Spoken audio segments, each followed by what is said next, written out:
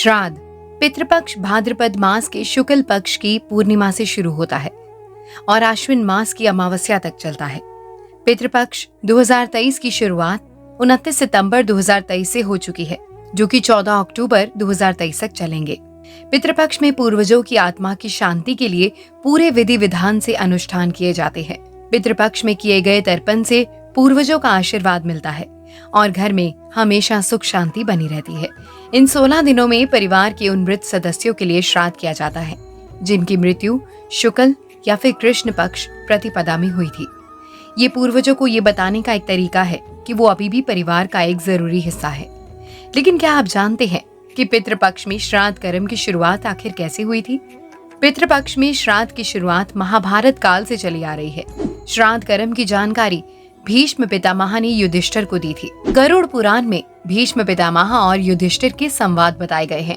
भीष्म पितामह ने बताया था कि अत्रि मुनि ने सबसे पहले श्राद्ध के बारे में महर्षि निमि को ज्ञान दिया था।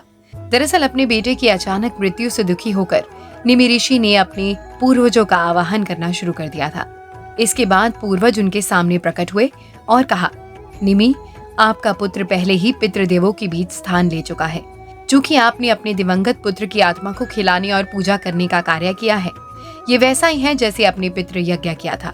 उस समय से श्राद्ध को सनातन धर्म का एक महत्वपूर्ण अंग माना जाता है। उसके बाद से महर्षि निमि ने भी श्राद्ध कर्म शुरू किए और उसके बाद से सारे ऋषि मुनियों ने श्राद्ध करना शुरू कर दिया। कुछ मान्यताएं बताती है कि युधिष्ठिर ने कौरव और पांडवों की ओर से युद्ध में मारे गए सैनिकों के अंतिम संस्कार के बाद उनका श्राद्ध किया था। अग्निदेव से भी है संबंध। जब सभी ऋषि मुनि देवताओं और पितरों को भोजन कर श्राद्ध में इतना अधिक भोजन कराने लगे तो उन्हें अजीर्ण हो गया था और वे सभी ब्रह्मा जी के पास पहुंचे। उसके बाद ब्रह्मा जी ने कहा कि इसमें अग्निदेव आपकी मदद कर पाएंगे। उसके बाद अग्निदेव ने कहा कि श्राद्ध में मैं भी आप लोगों के साथ मिलकर भोजन करूंगा, इससे आपकी समस्या का समाधान हो जाएगा। इसलिए हमेशा पितरों को भोजन कराने के लिए श्राद्ध का भोजन कंडे और अग्नि को चढ़ाया जाता है। इंद्रदेव से भी जुड़ी है कथा। मान्यताओं के मुताबिक दानवीर करण, जो कि दान करने के लिए विख्यात थे, मरने के बाद स्वर्ग पहुंचे।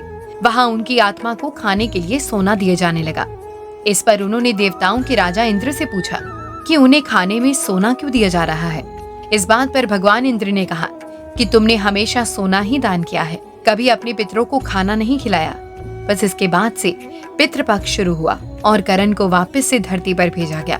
पितृपक्ष के इन 16 दिनों में करण ने श्राद्ध, पिंडदान और तर्पण किया और उसके बाद उनके पूर्वज भी खुश हुए और वो वापस स्वर्ग आए। पितृपक्ष का महत्व। कुछ ज्योतिषी बताते हैं कि श्राद्ध न होने की स्थिति में आत्मा को पूर्ण मुक्ति नहीं मिलती। पितृपक्ष में नियमित रूप से दान पुण्य करने से कुंडली में पितृ दोष दूर हो जाता है। पितृपक्ष में श्राद्ध और तर्पण करने से पितृ खुश होते हैं और फिर आशीर्वाद देते हैं। श्राद्ध, पिंडदान और तर्पण आखिर क्या है? कुछ मान्यताओं के मुताबिक पितृपक्ष में घर के पूर्वजों को याद किया जाता है और उसे ही श्राद्ध कहा जाता है।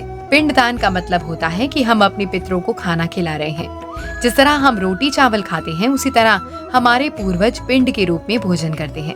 पितृपक्ष के 16 दिन पितरों का श्राद्ध करने और उन्हें खुश करने के लिए सबसे उत्तम माने जाते हैं। धार्मिक मान्यता है कि इन 16 दिनों के दौरान सभी पितृ धरती पर आते हैं और उनके द्वारा किए गए श्राद्ध से खुश होकर आशीर्वाद भी देते हैं। पितरों की सही तिथि और विधि से श्राद्ध कर्म करना बहुत जरूरी है। अमावस पर ही क्यों किए जाते हैं सभी श्राद्ध? श्राद्ध पक्ष की अमावस को पूर्वज विदा होकर प्रस्थान कर जाते हैं। अमावस के दिन भी उसी प्रकार श्राद्ध किया जाता है। जिन पूर्वजों की श्राद्ध की तिथि याद न हो, उनका श्राद्ध अमावस्या के दिन किया जाता है। इसमें सभी भूले बिसरे पूर्वज शामिल होते हैं। हिंदू धर्म में श्राद्ध को पवित्र कार्य माना गया है, जिसमें परिवार अपने पितरों को याद करते हैं और उनकी शांति के लिए श्राद्ध, तर्पण, पिंडदान करते हैं।